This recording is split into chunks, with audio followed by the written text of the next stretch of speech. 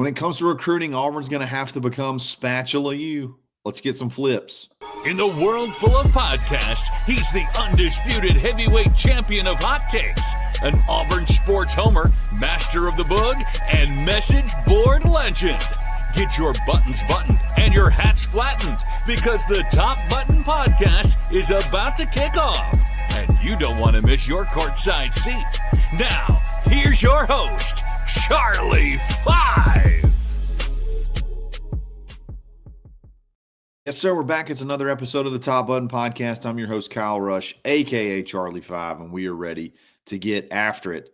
We're going to take a break from the football fall camp news and flip it back to recruiting. Auburn picked up a big commitment on Friday with Jace Matthews that we talked about, and they're looking at closing another big one towards the end of the month. But once the season gets kicked off, it's pretty much going to be all flips from there. There's just not that many uncommitted prospects left. We're going to talk about some guys that we think Auburn has a good shot at, or is at least going to pursue and hopefully flip at some point in time between now and signing day.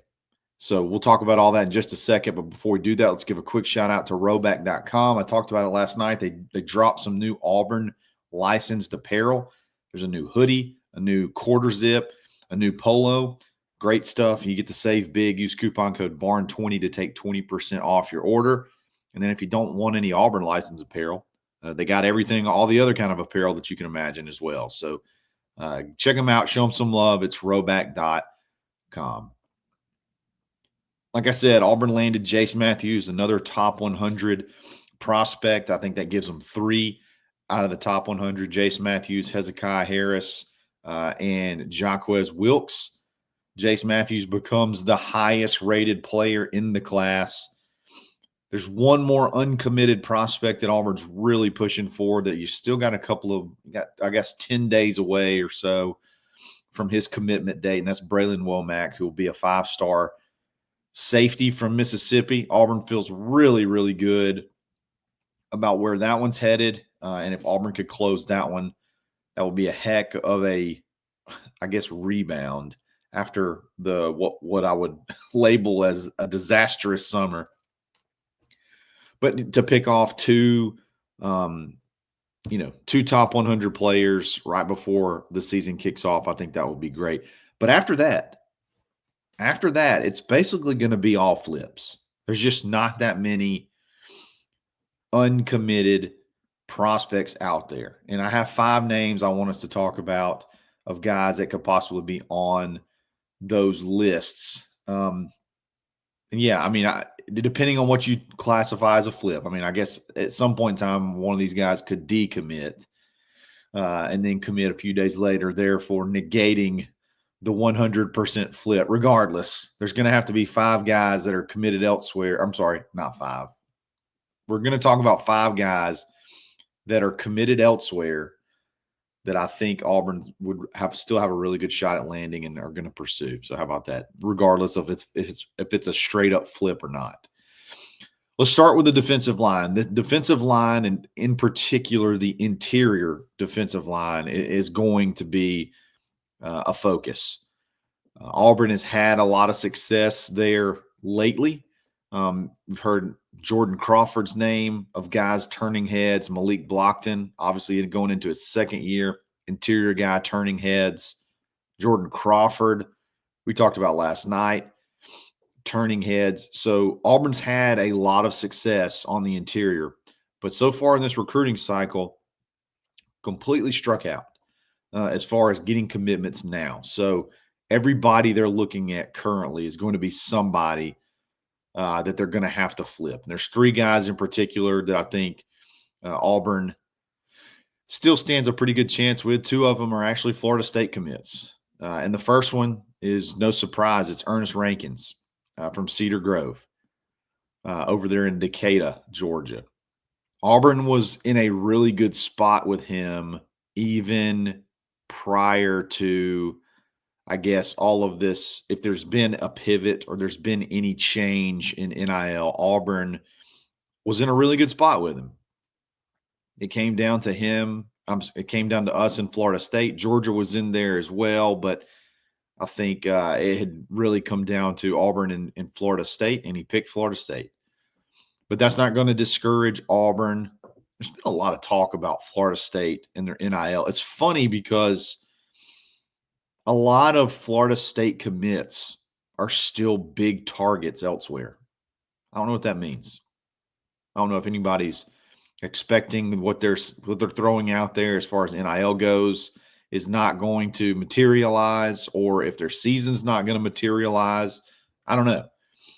But there seems to be a target on a lot of the Florida State commitments backs as far as possible flip targets. This kid's 6'4", 260 pounds. I've always said, give me 5 of them every year. give me 5 guys over 6'4" and 5 guys over 6'4", 260 pounds. And I'm a happy camper as far as defensive line goes. He'd be a good one. Georgia kid, I mean, checks all the boxes. Another top 100 prospect. So I think that's one that Auburn's not ever going to give up on. So that's definitely a name to remember, put in the back of your mind. Who knows what happens if Auburn were to come out hot. You could see that name pop up again. Auburn's been really patient. Sometimes to the chagrin of fans and us. But I think if they're patient with this one, it could pay off. So Ernest Rankins, remember that name. That's one definitely to watch. Another Florida State commit. Another one another one of those guys. Check the box of hey, 6'4", 6'3 and a half, 6'4", and over 260 pounds. Tico Crittenden, another Georgia kid, Lithonia High School out of Georgia. He's 6'3", 6'3 and a half, 285 pounds. Another interior guy that's got a lot of good offers. He's a 3-star guy, but he's got offers. I mean, you name it. Georgia, Florida, South Carolina, obviously Florida State, Auburn. Someone Auburn really, really likes. And again, another one of those Florida State commitments. I think if you get a chance and you can pull this one off, I think that would be a good get for this room. He's one of those guys. He's one of those guys kind of like Darian Smith, one of those guys that I don't know exactly the reason why. He doesn't have all the eyes that others do, but he's a really good athletic big guy on the interior. And I think if Auburn could get a chance to flip him, I think Auburn wants to get 2 or 3 interior guys. If they could get both of these guys, if they could get Ernest Rankins and Tico Crittenden, I think they'd be fired up if they could get both of them. Something about those Georgia guys, man. They just can play. And then the last name to remember, and there could be others, but these 3 I think are the most important ones to remember, at least for now, is Caleb Morris. Caleb Morris may be the most likely out of the 3 to be added into the class. I don't want to say very soon, but within reason. Another one of those jumbo athletes, 6'4", 260 pounds. From MGM, Mary G. Montgomery, West Mobile. In-state kid. He's committed to Mississippi State. Auburn actually offered him later. I think they really wanted to get some eyes on him, extra eyes on him, evaluate him, a little bit harder. Offered him back in June. He committed to Mississippi State just a little bit after that. He's doesn't have just the super impressive list of big-time offers. Georgia Tech, Houston, Tulane, Memphis, committed to Mississippi State, but he's a guy that I think has a lot of upside.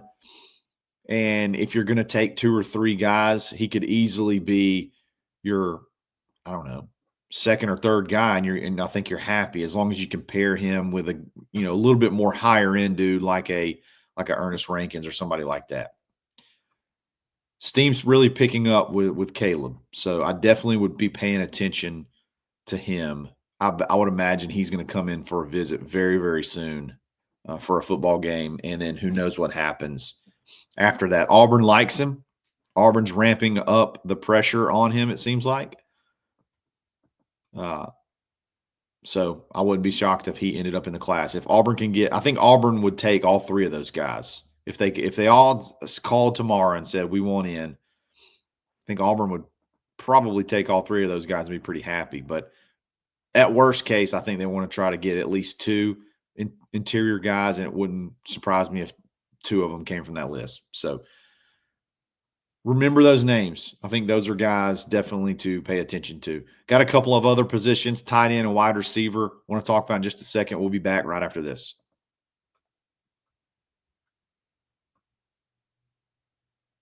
Tight end really needs to be an emphasis. I think Auburn wants to have at least two. You got your one flex guy that you got in earlier this year. He's really more of a jumbo wide receiver.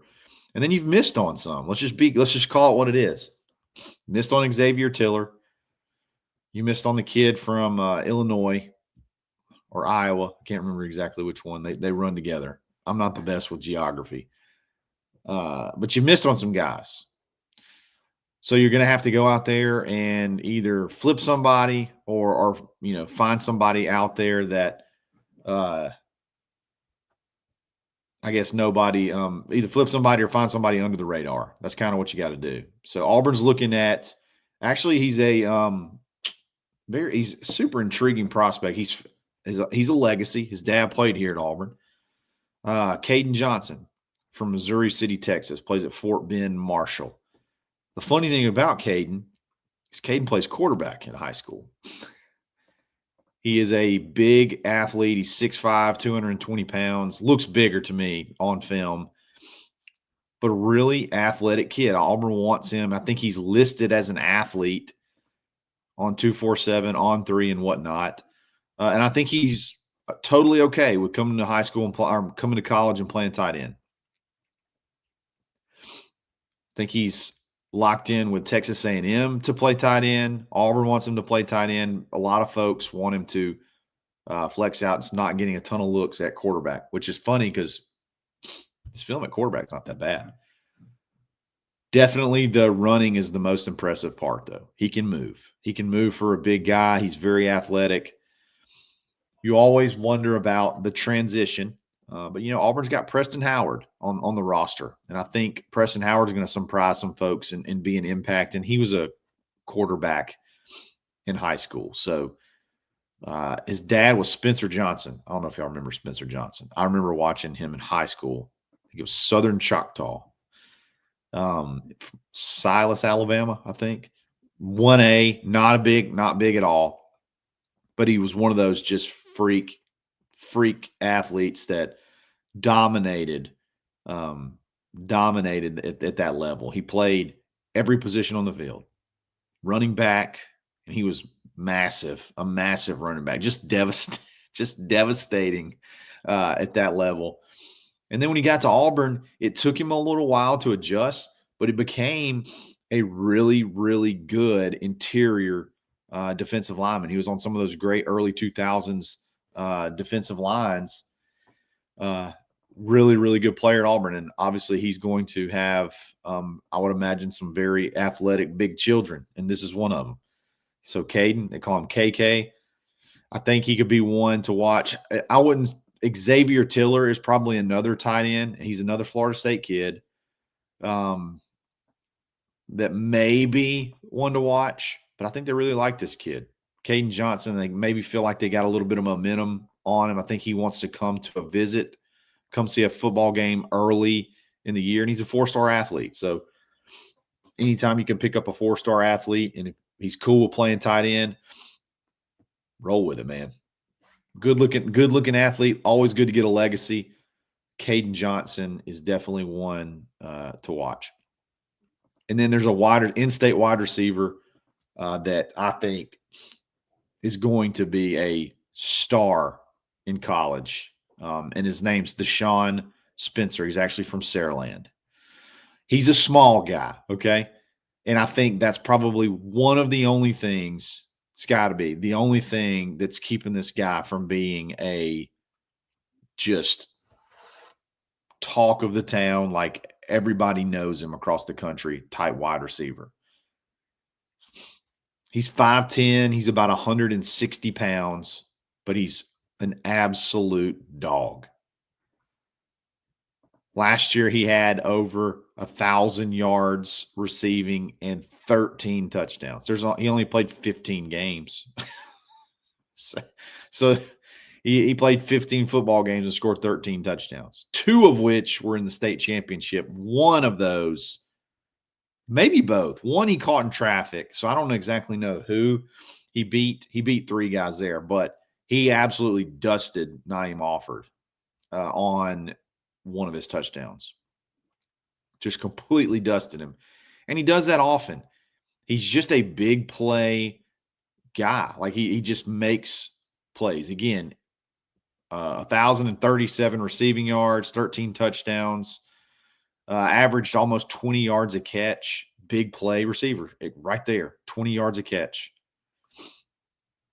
He committed to Duke. Duke really, really pushed for him early. Duke's had eyes on him early, but again, he's the guy. He's a guy that if he were to early in his season, put some of those same type numbers up, he could be a guy whose recruitment explodes. Everybody's committed right now. I mentioned there's only 5 kids in the top 100 that are uncommitted. Everybody's committed right now. So if a guy like this is who they're looking for. They're looking for those senior season evals. This is who everybody's sort of got their eyes on, like who's going to pop their senior season that maybe we've overlooked, maybe that we haven't had a chance to, get eyes on. That first game, his first game of the season is against Jackson High School, who is, everybody knows about Jackson. They're loaded. They got 2 DBs that are D1 commits. So or at least 1, maybe 2, they're very, very talented. So if he can go carve Jackson up, you're talking about skyrocketing status. So he plays Jackson, he plays Spanish Fort within the first 4 games. So Gulf Shores. I mean, Gulf Shores is a good team too. Gulf Shores has a lot of talent. So you got 3 really good opponents right there off the bat. If he were to go out and pick up where he left off from last season, you could see him. I think you could see him as far as stock goes, maybe not ranking quite yet, but you could see stock with other schools explode. And Auburn's kind of positioned themselves in a really good spot to be there.